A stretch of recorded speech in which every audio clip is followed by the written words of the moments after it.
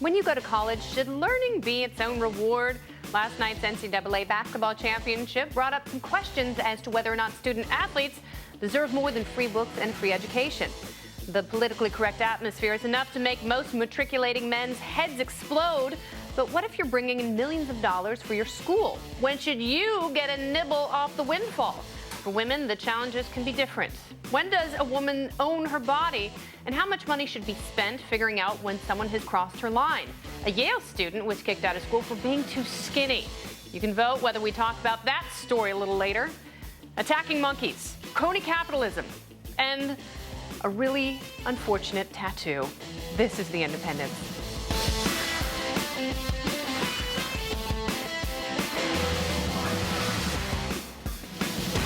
Hi there, I'm Kennedy. So nice for you to be with us this evening. And of course, I'm flanked by a few good men, including Reason Magazine editor-in-chief Matt Welch and Camille Foster from Free Think Media, the stalwarts of evening discourse. Together we are The Independents.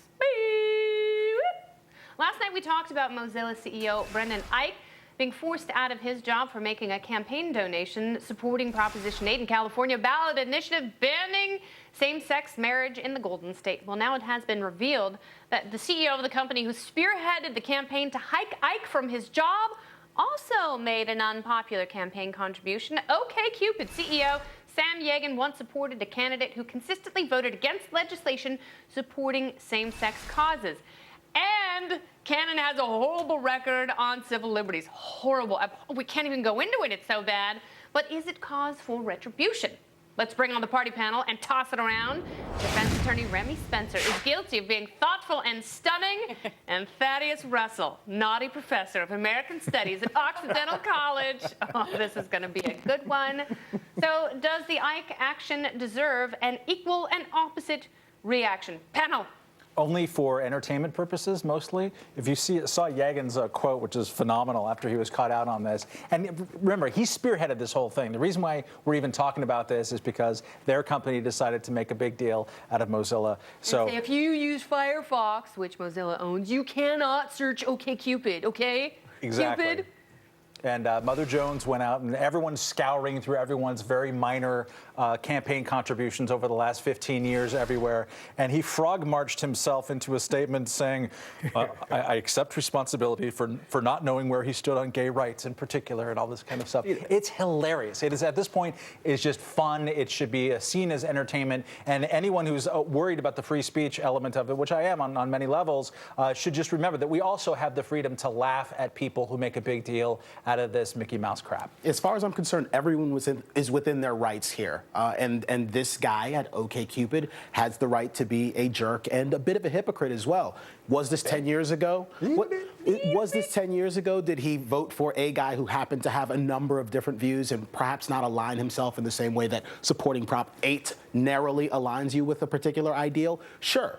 But at the end of the day, the bottom line is that this was a bit of, well, I'm just going to use stronger language. Go ahead. This is a dick move. Kind of is. Forcing the guy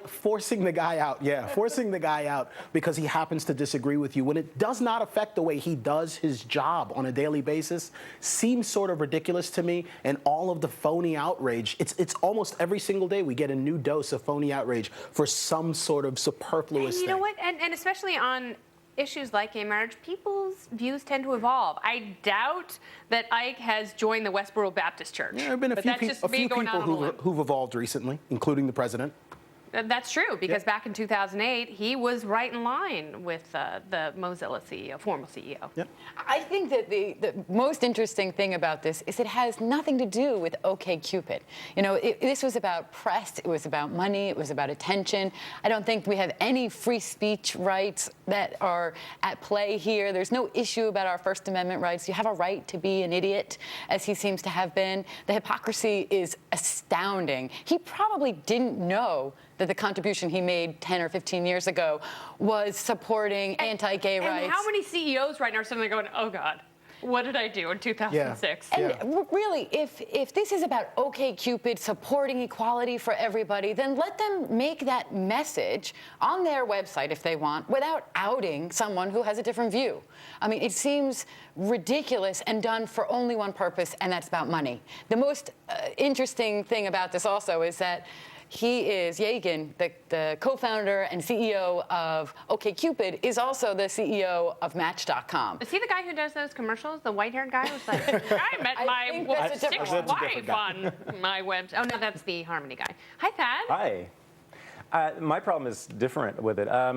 This is part of a growing trend among gay rights activists to use shame to advance a political cause, which is ironic in an unfortunate way. If you think about the history of shame and how it's been used primarily to keep people like gays in the closet. Well, right? maybe that's why after years and decades and generations of shaming, they're like, how do you think it feels? Well, right, but if you get into the business of shaming, it often works against people like gay rights activists, and it works against radicals who are opposed to the established order. It tends to actually serve a very conservative purpose, which is why I have a problem with it. I have a problem with it just on the face of it, because obviously at some point the tide is going to change, the issues will change, and then, if you hold the minority opinion, you're hosed. Speaking of a good basketball-like hosing, smooth transition, Shabazz Napier is now a college basketball champion. The UConn Huskies won the NCAA men's tourney last night. He was asked about student-athletes unionizing and getting paid, and he said there were plenty of times he went to bed starving, though his education was paid for. Athletes like him are obviously making money for the schools, but should they be getting paid like pros for putting up big numbers and bringing home championships? And he's a big guy. I mean, he's 6'1". That's a lot of body to feed. You're doing something wrong if you're starving as a quality NCAA player for a successful program. The donors aren't being corrupt enough at UConn, apparently, in order to make the system work. Donors. You're absolutely right. Thank you. Because UCLA never had any sanctions placed on them. No, I mean, he's right.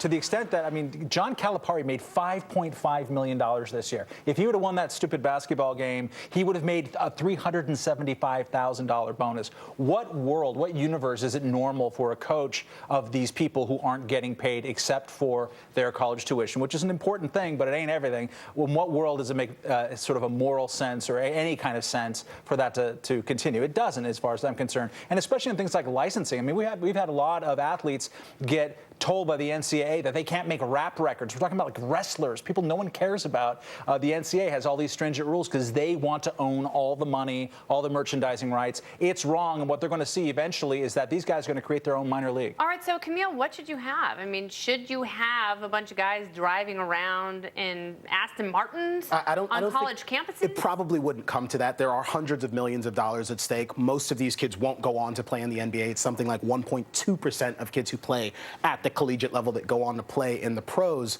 But it would be nice for the NCAA to loosen the restrictions, allow these kids to earn something. Some of these institutions are pulling in upwards of $100 million a year with their programs. These kids could stand to get a $20,000, $30,000 stipend to be able to get endorsements that would not corrupt anyone. And I personally think we probably ought to discard the notion of this sainted student athlete. It's not a real thing for the most part, at least not at D1 schools. At least defer the money until they get out of school. So, Remy, is it just greed that's keeping the NCAA and these big schools from sharing the money?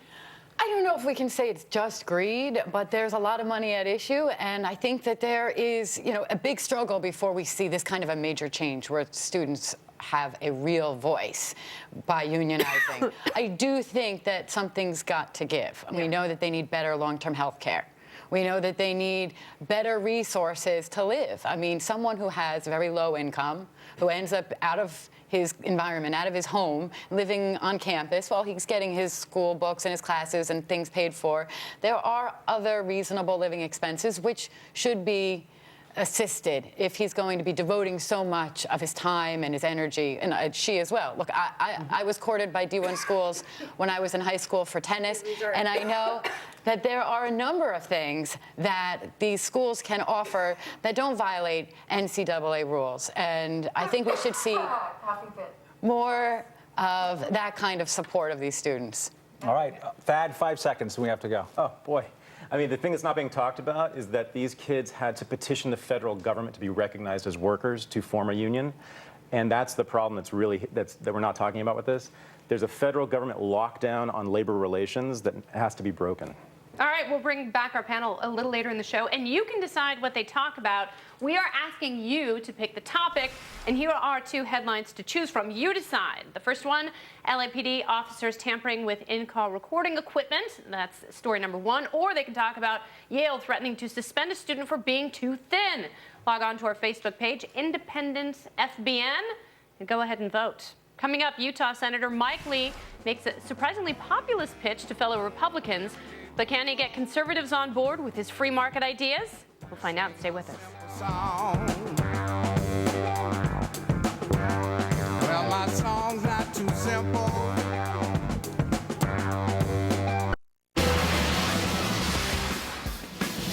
Now, hi there, and welcome back to The Independent, where we are your friends, but we'll never be your bronies or your cronies. Utah Senator Mike Lee made waves when he helped fellow Senator Ted Cruz shut down the government, and now he has a new crusade against Republican cronyism.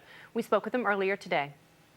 I think the way we win this argument is to point out the reasons why we need to do it. I mean, there are several reasons I can think of right off the top of my head. First of all, we need to do this because it's good for the economy. We know that most net job creation in America occurs within smaller, newer businesses, those that have been around for 5 years or less. And these crony capitalism-driven programs that are the target of this movement help larger, more established incumbents in the marketplace, and they tend to hurt and crowd out newer upstart companies. Secondly, we need to make the case that this needs to be done because it's fair. It's in the interest of fairness that we get rid of crony capitalism. Most Americans understand intuitively that it's wrong for government to be picking winners and losers in the marketplace. Third, I think this will be a winning issue with Republicans because we as Republicans tend to stand behind these very principles of limited government, principles that say government ought to be staying out of the marketplace. It certainly shouldn't be deciding who makes a profit and who doesn't based on their political connections. If you're willing to work hard and if you're willing to play by the rules, you ought to be able to succeed. And you ought to be able to do that without undue interference from government programs. You're targeting the Ex-Im Bank, Export and Import Bank, and urging your fellow conservatives and everybody to vote against this corporate welfare boondoggle. The Ex-Im Bank's biggest client over the years has been Boeing. It's just been a Boeing entrenchment machine. It suggests possibly that one of the biggest areas for this type of corporate welfare is in defense spending. The more money you're spending on the military and defense, the more Boeing is going to be doing this because Boeing's big and people like to get elected. Don't you have to cut military spending, period, to go after crony capitalism? No, I don't think the two need to be connected at all. And what we're talking about here is financing for equipment produced by some major U.S. corporations, significantly here Boeing. But that doesn't mean that we have to cut military spending in order to walk away from crony capitalism. What we're talking about with respect to the Ex-Im Bank is that we don't need the government to be playing a role that the private sector can play not just as well, but better than the government. Now, I know that there is an appetite for this sort of cutting amongst the American people. I wonder if there is that sort of appetite on Capitol Hill. Do you think that we actually are at a moment where you can push something like this and build a coalition of conservatives that are willing to finally get this issue taken care of? They talk a good game, but they've yet to deliver on this. Yes. Look, there's no question this is an uphill climb. But I also believe, for the reasons that you have just suggested, that this is a very good time to be doing this and that we could actually win this. If enough Americans make known their desire to not have government putting its thumb heavily on the scales in the marketplace, if enough Americans make known to their senators and their congressmen that they don't want government picking winners and losers in industry, then we will not continue to fund these programs. We will not continue to authorize them, and we won't reauthorize the Ex-Im Bank. And perhaps this is part of, putting a kinder, gentler face on the Republican Party, making it very clear that Republicans do stand for fiscal responsibility, and that is something that's popular with Americans. But a number of the Americans you're reaching out to are some folks who were turned off by the government shutdown not too many moons ago. Have you reconsidered the decisions that were made around that time, or do you think that was still the right call? Well, look, I still think it's tragic what happened in connection with the government shutdown. I think it was absolutely tragic that the President of the United States chose to shut down the federal government rather than achieve any degree of compromise when it came to funding for his signature health care reform. The whole impetus for all of this was that the President of the United States refused to follow the law and started modifying that law without any statutory or constitutional authority to do so by the stroke of the executive pen. He doesn't have authority to do this, and that prompted some of us to say, if the president's not willing to follow the law, we're not going to fund his implementation of that law. So we proposed funding everything else in government except that, and he refused to accept any compromise. He said, unless you're willing to fund everything in government, I won't let you fund anything in government.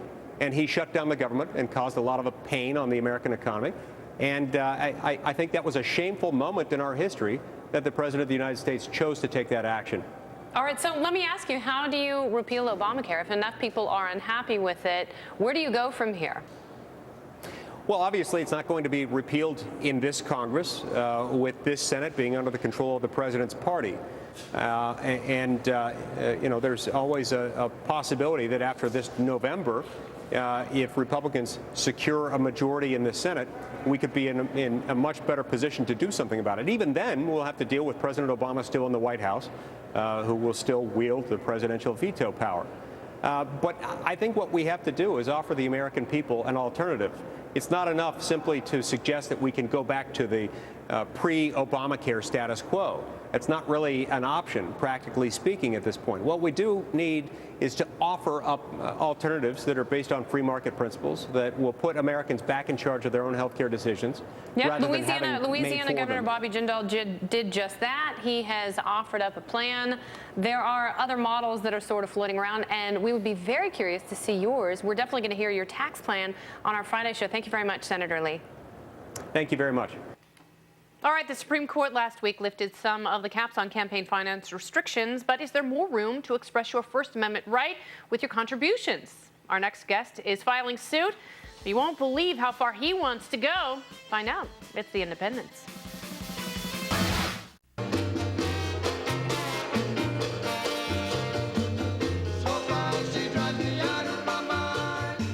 Broadcasting live from that ferry boat. You are watching The Independents, and we are 17% more effective than the NSA. Thanks for watching, and just know, we're watching you. In a close Supreme Court ruling last week, the justices voted 5-4 to lift the limits on what you can donate to political parties, PACs, and partisan hacks. But are our election laws still too stifling? Some attorneys at the Institute for Justice think so, and they are filing a lawsuit building off this new ruling because it just doesn't go far enough. Paul Sherman is a senior attorney with the IJ. Welcome to the show. Thank you for having me. So, Paul, tell me about the filing that you and everyone at IJ are putting together in order to lift some of the other limits on campaign finance.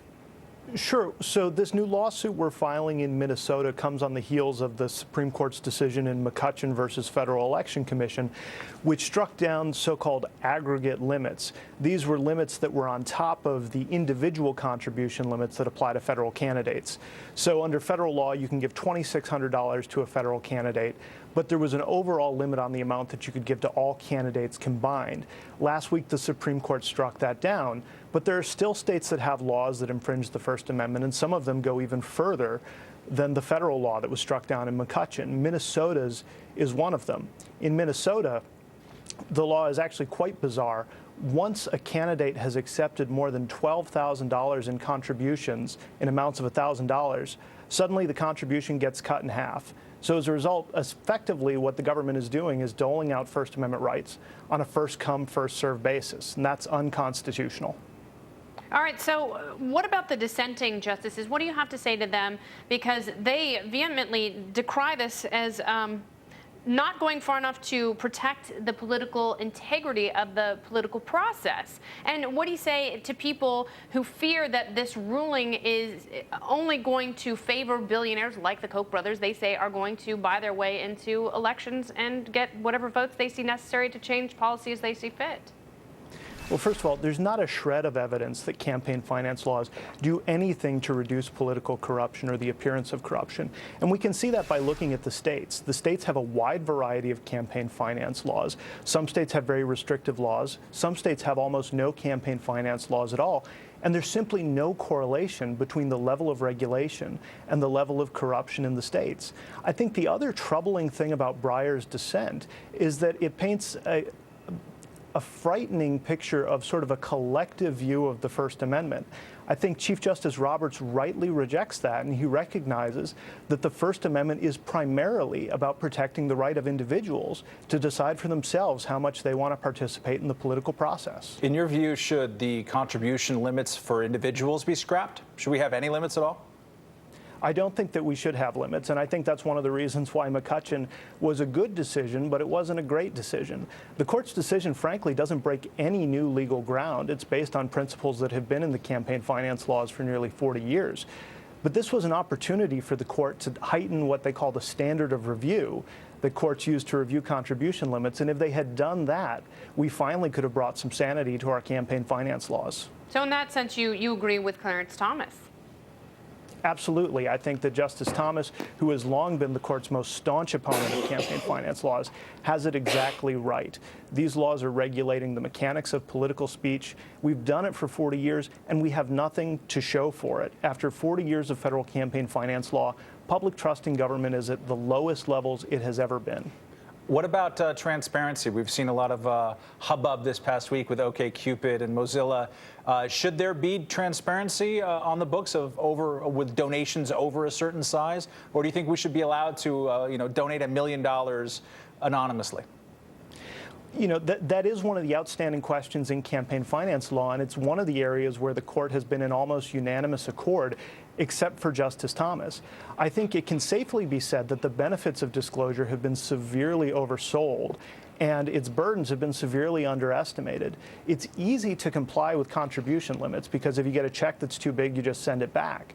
But it's the disclosure laws that impose the heaviest paperwork burden on groups, particularly small grassroots groups. That's why the Institute for Justice has litigated a number of cases on behalf of groups who think that if you want to speak in America, the only thing you should need is an opinion. All right, very good. Paul Sherman, Institute for Justice, thank you very much. Thank you for having me. Excellent. We will we'll keep an eye on that filing and how McCutcheon bears fruit in the future. We are putting you in charge of the show. This is great news for you because later on we're going to bring back our panel. But what should they talk about? Here's where you can decide. We've got two headlines for you. First one, LAPD officers tampered with in-car recording equipment. Well, headline number two, Yale threatens to suspend a student for being too thin. Log on to our Facebook page right now. It's Independence FBN. Go ahead and vote. All right. All I'm saying is naked crazy McDonald's lady, and did Mrs. Foster let the monkey bite the babies? Topical Storm is next.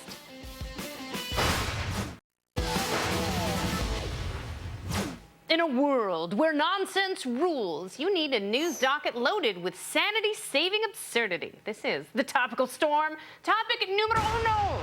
UConn won the NCAA tournament last night, beating Kentucky by 6 points. But don't tell this idiot, 22-year-old Tyler Black got so swept up in the love for his team, he actually got this wildly optimistic piece of permanent body art emblazoned on his person not 2 days ago, not last week, but last month. He was so confident his Wildcats were going to win, he plunked down $80 to immortalize their potential greatness, christening them national champions deep into his flesh. And with every victory, it seemed he was a prophet. They made it all the way to the championship game, but they lost. He said he doesn't care. He's keeping it because I know a lot of people outside Kentucky can't stand us. Well, Tyler, after your body art, some people inside the state share their feelings.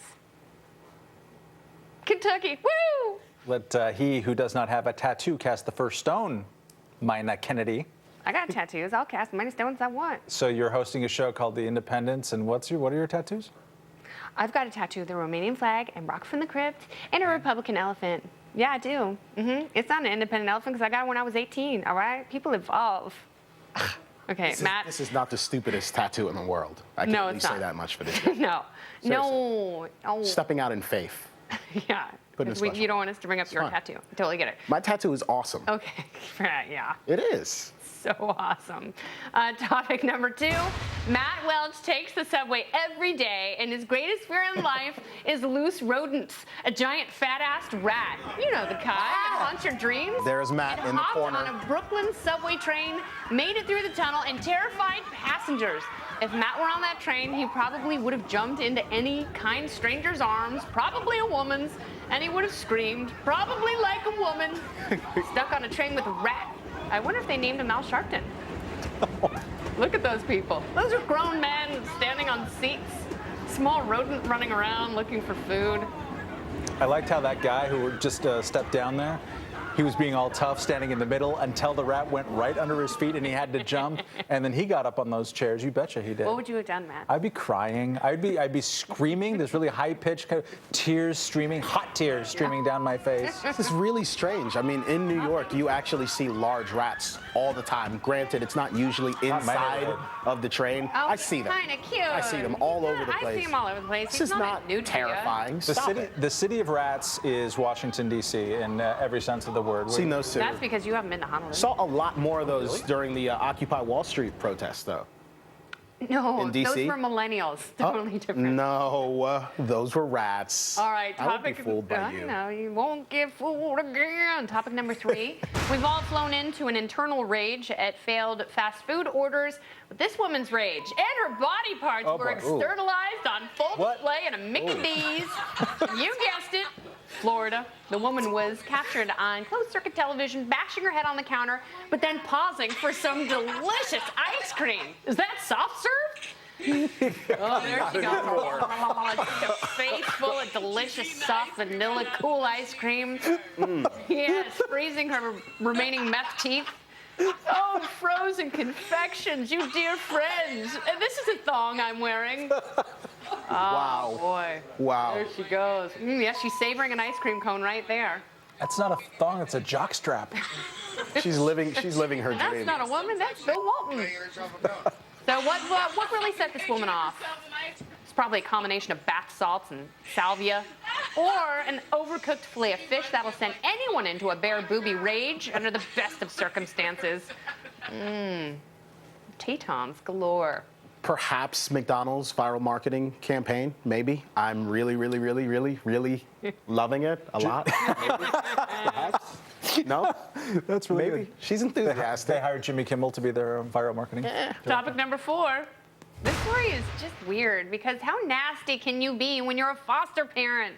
Surely it's a different threshold than when you've birthed or adopted progeny. But one woman in Oklahoma lived in such squalor they found animal feces in her trailer, cockroaches on the floor. She was all glassy-eyed after an alleged year of hydrocodone potpourri. And worst of all, she had wild monkeys terrorizing her foster kids. One of them was bitten repeatedly by a 3.5-foot spider monkey named Buck. Oh, Buck, you monkey. The child was not taken to a doctor, and the woman sewed up the monkey bite with a needle and thread. Oh, no, no. Mom. Crafty, good job. The kids have since been removed. So is this a good case for the return of orphanages? Will the sun come out tomorrow? Orphanages are foster homes. I mean, that's how we've kind of That's what they are now. devolved them into being. And the people who run them are total heroes. You know, it's a very thankless task, but it's also an area where some of the kind of worst abuses and least amount of oversight happens in public policy. It's really sad. Yeah, I foster children and rabid monkeys. I'm a good person. All right, well, this lady's going to get her comeuppance, believe you me, says the libertarian. All right, well, you can vote for the topic that you would like to see our panel tackle next. LAPD officers tampering with in-car recording equipment, or Yale threatening to suspend a student for being too thin. You can poke around on our Facebook page right now and have a look. And later, meet a nice young millennial who wants to run for office and change the world. Guess what his party affiliation is? I'll tell you about it. This is the Independent.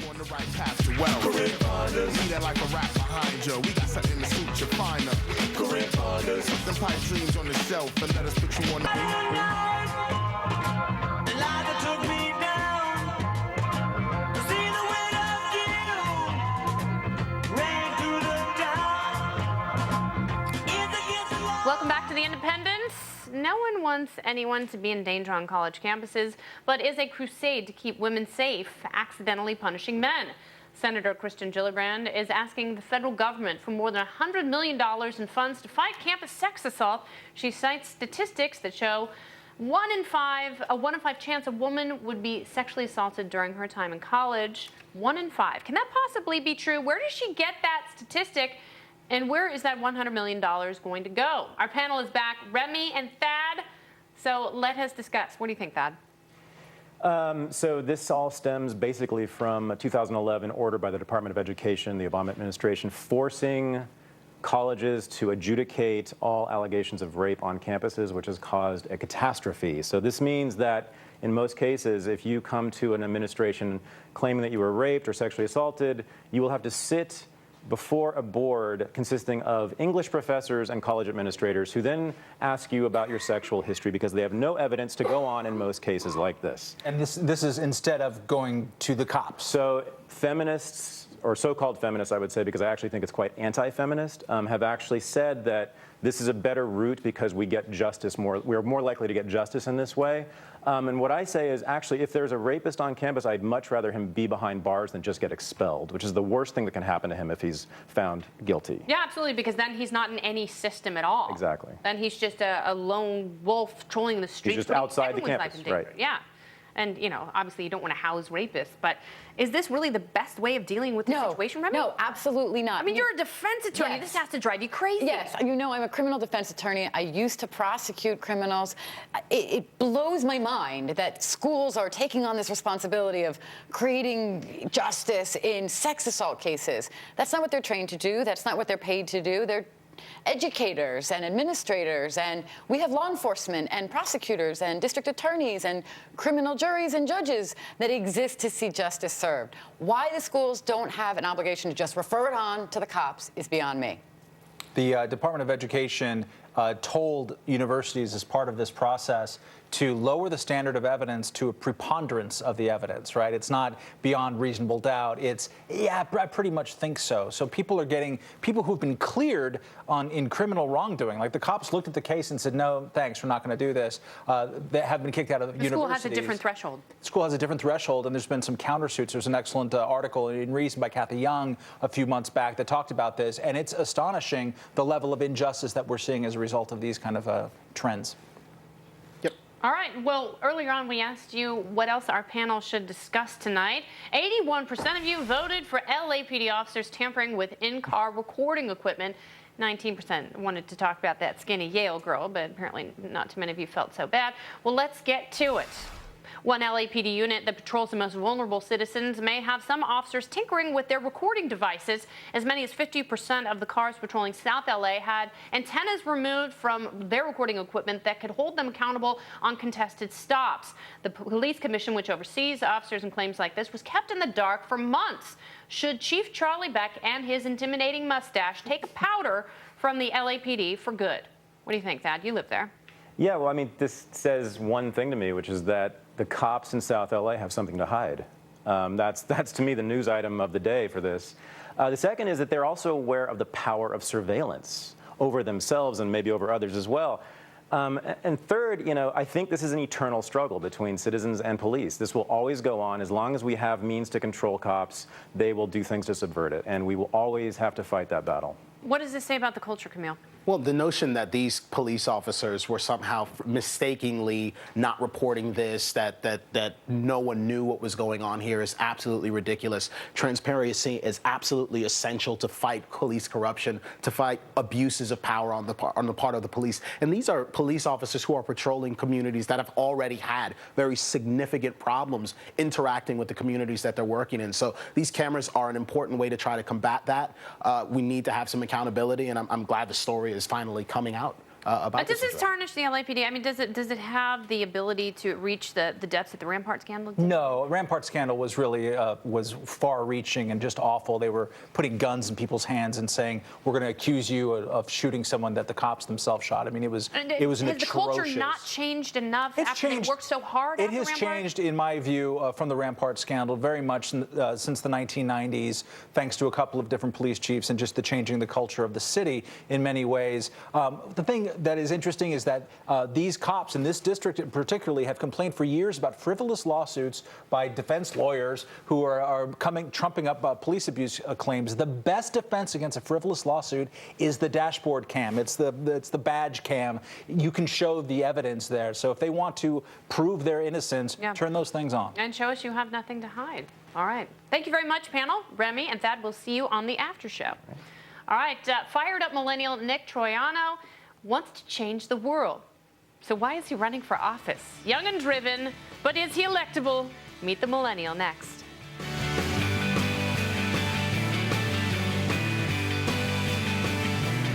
It all started when she told me that she loved me before. Said I'm going to the bar, just pay that I owe. All right, it's time for a new segment on the independents. It is called Meet the Independent. A lot of candidates around the country are declaring their freedom from the two parties, but is that enough to get you to party with voters and have them cast a vote for you? Nick Troiano is an independent congressional candidate in Pennsylvania. He's an unashamed millennial who used to swing with the elephants, winkety wink, but something happened on the way to Washington. Welcome, Nick. Thank you for having me. All right, so what soured you about the government shutdown? Well, I think the government shutdown proved that our political system is broken. The two parties can't even talk to each other, no less keep the doors of government open, no less solve any of the major problems confronting our country.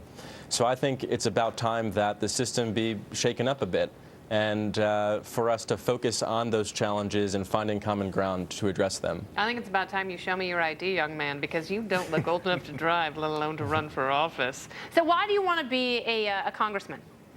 Well, I think traditional politics is a good way to make a difference. Only 30% of my generation right now thinks it's an honorable thing to do. I happen to think that politics can be true public service done right.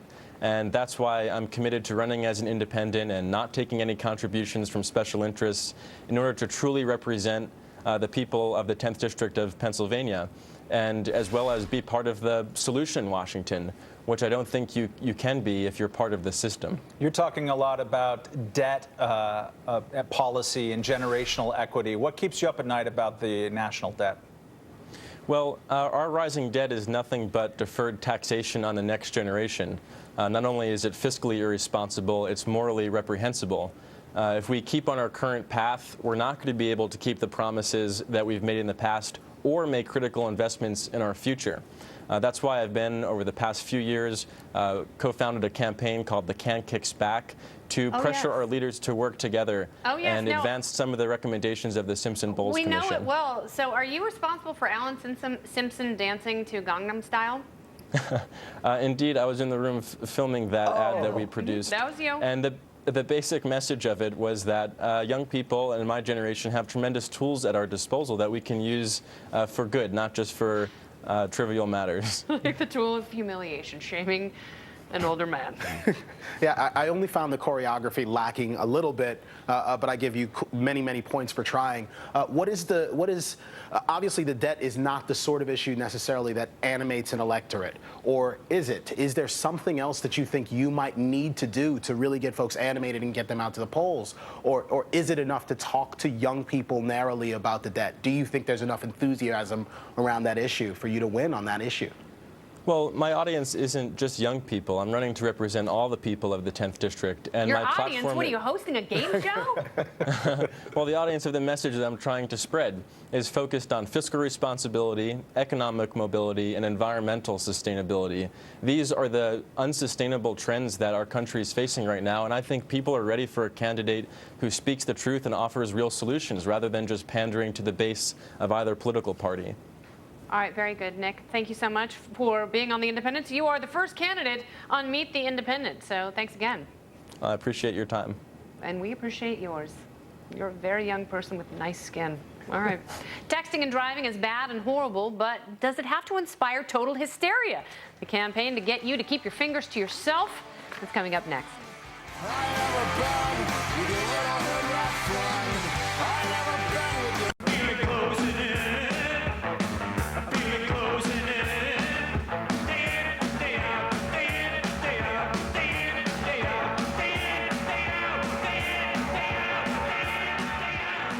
Welcome back to The Independence, where we look at the facts, the data, and the truth, not just what seems, right? That's boring.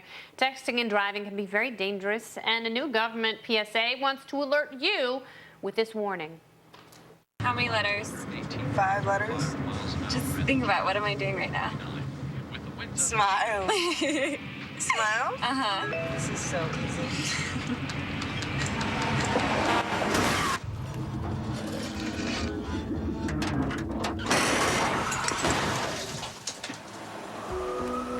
Nobody likes to be stopped by the police, but if I'd seen her texting while driving and given her a ticket, it just might have saved her life. Yes, but the police can't be everywhere. Is this enough to keep you from texting and driving? I know you don't text and drive. It's enough to keep me from turning on my television set or letting my daughter watch television, for crying out loud. That's horrifying, that thing there. You don't want to say, first of all, no cop is that handsome. Also, if you study the video closely, the continuity editing is all messed up. They're going through a 4-way stop in California and suddenly they're like landing in the LA River. Like it doesn't make any sense at all. But no, that's just brutal overkill as far as I'm concerned. It's $8.5 million spent to put violence porn on my television. And she's not even texting, by the way. She's helping her friend play word. She looks over. I guess she takes her eyes off the road. Distracted driving is a problem, and I don't think most of us are interested in having people on the roads texting while they drive. The issue here is that taking my tax dollars and then using that to create pretty distasteful ad campaigns that you rifle back at me in order to discourage bad behavior. I don't like it, not a particular fan of it, and I hate having the government concoct nonsense like this with And by the way, the texting and driving laws make driving much more dangerous because now drivers are having to keep their cell phones lower, which actually takes their eyes off the road, keeps them at a lower level, and they're looking down, they're still texting, but now it's much more dangerous. And also, what else are you supposed to do in the 405? I installed a wood-burning pizza oven onto my dashboard. That's good. Gluten-free treats. Very Sounds good. delicious. All right, well, last Friday we did a show called Where's the Pork? Featuring a lovely pig we nicknamed Pelosi.